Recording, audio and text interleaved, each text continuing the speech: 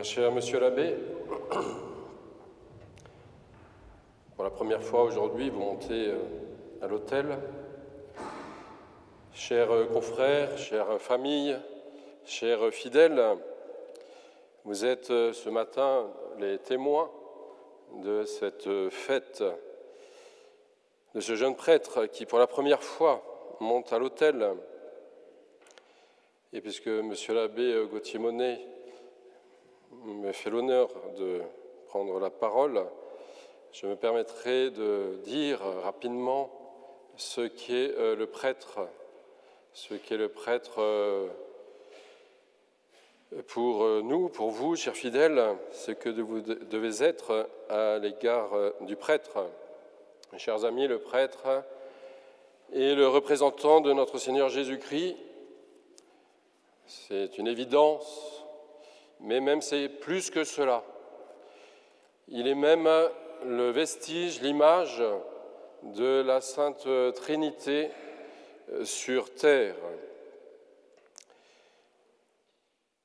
Il est, comme le Christ, un maître qui enseigne, un ami qui console et un rédempteur qui sauve.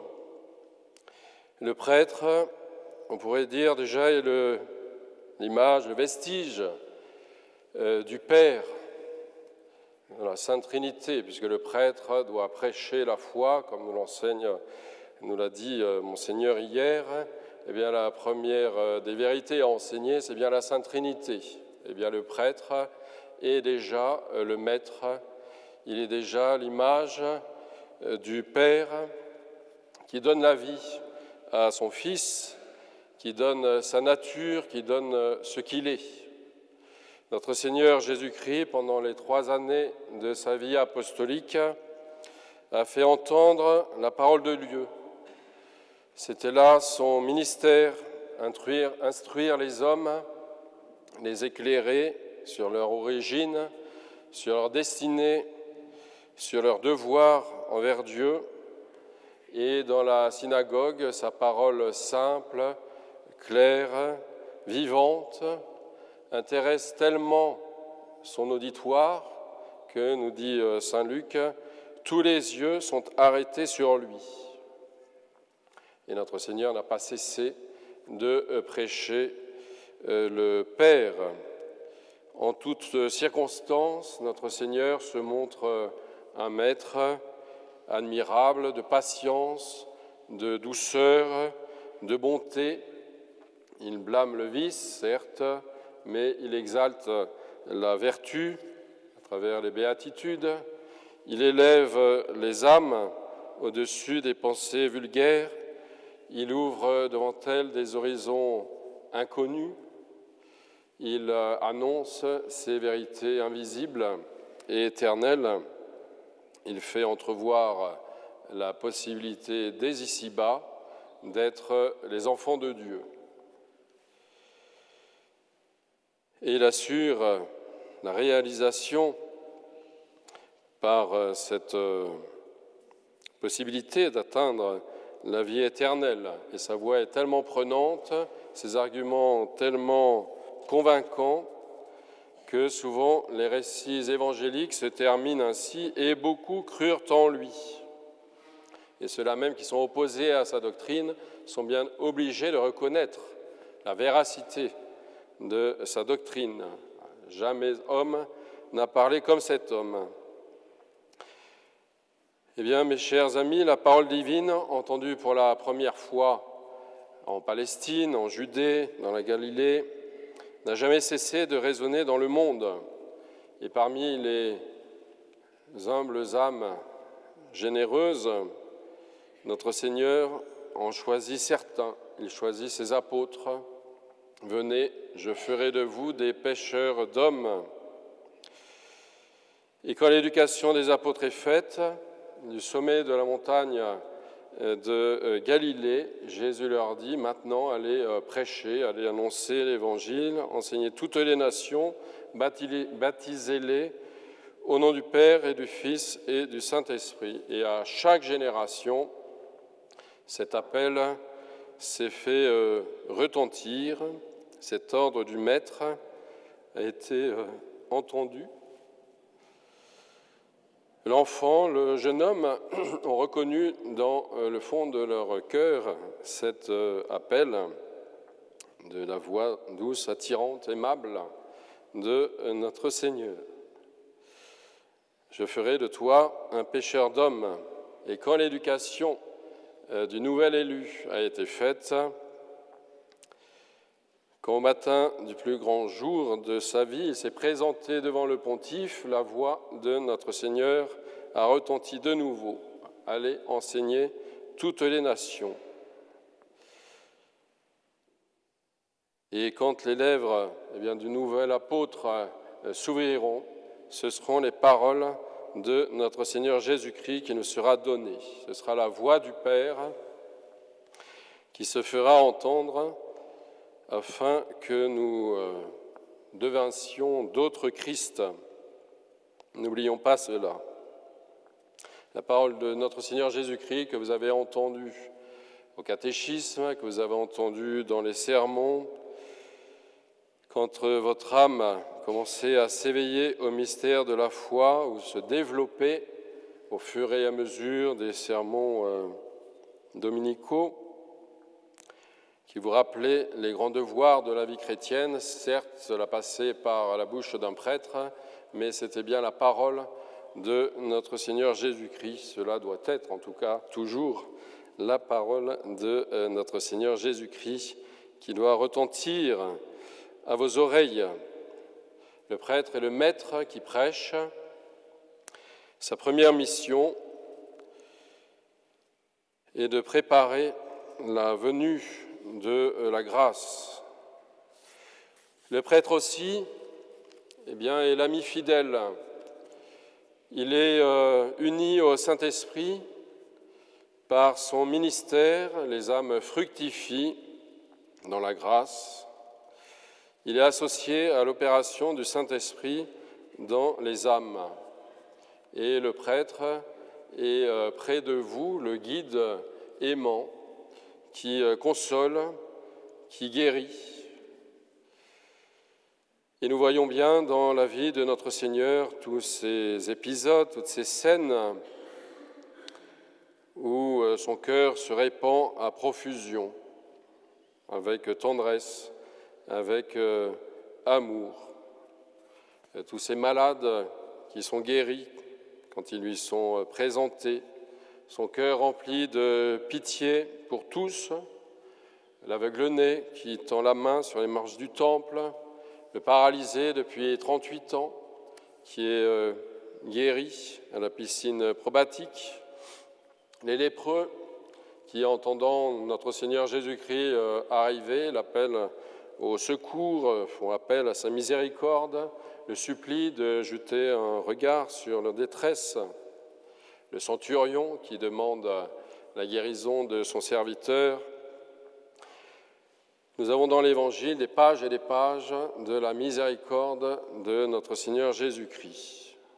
Ce cœur de Jésus, nous le voyons s'émouvoir devant la grande détresse aussi que la mort jette dans les familles, que ce soit cet enfant, la fille de Jaïr, que ce soit ce jeune le fils de la veuve de Naïm, que ce soit Lazare, son ami.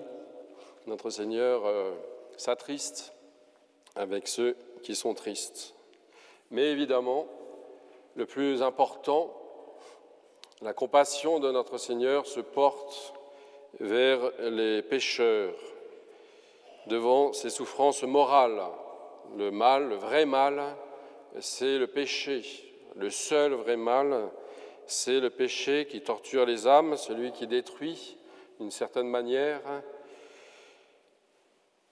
Et après leur avoir arraché la paix intérieure à ces âmes, il les jette dans la mort éternelle.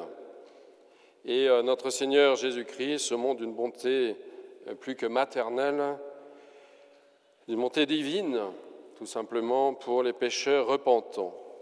Il est le bon pasteur qui va chercher les brebis égarées. Et évidemment, vous voyez bien le lien qu'il y a avec ce rôle du prêtre, de pardonner les péchés. Et vous avez entendu ces paroles de notre Seigneur Jésus-Christ. Recevez l'Esprit Saint et dans la foulée, les péchés seront remis à ceux à qui vous les remettrez, ils seront retenus à ceux à qui vous les retiendrez. Il y a là évidemment une grande corrélation entre le fait de pardonner les péchés et redonner la vie à l'âme et cette action du Saint-Esprit dans les âmes. Et le prêtre doit être un guide aimant, compatissant, à qui on peut se confier. C'est l'ami des jours de fête, c'est l'ami aussi des heures graves, des heures tristes, des deuils, mais c'est surtout l'ami des heures douloureuses au moment du péché. Quand, après un moment d'étourdissement, d'illusion, de faiblesse, parfois de folie, l'homme étant revenu à lui-même, eh bien, se tourne vers son Père, se tourne vers le prêtre, et à cette heure-là, eh bien, le prêtre accueille le pécheur les bras ouverts, on pourrait dire, pour lui pardonner. N'oubliez pas que c'est Jésus-Christ qui a dilaté le cœur de son prêtre, qui a déposé plus de charité, plus de compassion, plus de miséricorde que nos cœurs ne peuvent avoir de faiblesse. Il y aura toujours de la compassion plus que nos péchés. Donc, comme Jésus-Christ, le prêtre est près de nous un ami qui console, qui guérit. Ne le craignons pas, c'est un juge aussi, effectivement, mais un juge miséricordieux. Et puis le point, on pourrait dire, le plus évident, par le caractère sacerdotal, le prêtre est lié ontologiquement à l'incarnation. Le prêtre reçoit une participation, on pourrait dire, à l'incarnation elle-même, pas sensiblement, mais réellement. Il est une image du Fils, il est un autre Christ. Quand nous pensons à la mission rédemptrice du Christ, évidemment, nous pensons à sa croix, à son agonie, à sa passion, et ensuite à sa croix. Mais on pourrait dire que ce serait une erreur, ce serait diminuer le sacrifice de notre Seigneur Jésus-Christ. Il est rédempteur depuis le premier moment, le premier instant de son incarnation, bien avant sa naissance. Toute sa vie a été offerte pour la glorification de son Père et en même temps pour le rachat de nos âmes. C'est pour ça qu'il est né, c'est pour ça qu'il a supporté l'exil, c'est pour cela qu'il est mort, qu'il a offert toute sa vie avant même de s'avancer au chemin des oliviers. Eh bien, notre Seigneur Jésus-Christ a fait à ses prêtres,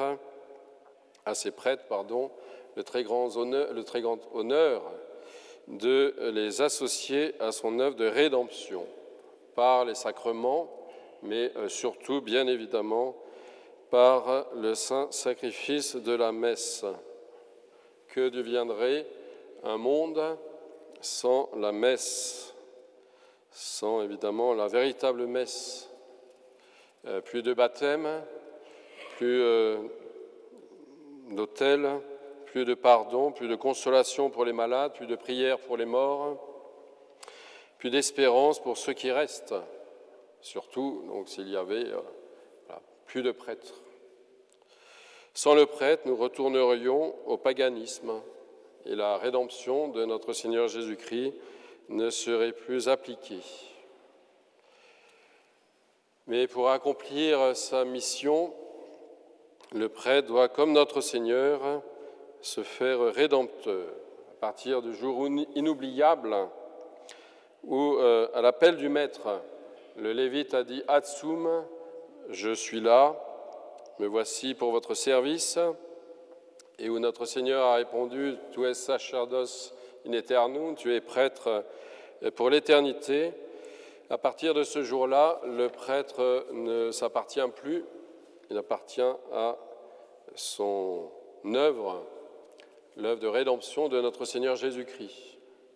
Son travail, sa prière d'abord, son travail, son temps, ses jours, certaines fois ses nuits aussi, appartiennent aux âmes qu'il a l'obligation de sauver. Ce n'est pas à vous, évidemment, qu'on apprendra toutes ces choses. N'en êtes-vous pas chaque jour les témoins et en même temps les bénéficiaires? N'est-ce pas ce qu'a défendu, ce qu'a voulu notre fondateur en défendant la tradition, ce qu'il a voulu pour ses prêtres, à qui donc appartiennent la prière, le temps, le travail, la vie du prêtre, si ce n'est de continuer l'œuvre de notre Seigneur Jésus-Christ, se préparer à dire la messe, de communiquer les grâces par la messe, vivre de sa messe. Encore une fois, évidemment, de la vraie messe, de la messe de Saint Pie V, de la messe qui a été défendue depuis de longues années pour qu'elle puisse rayonner sur le monde.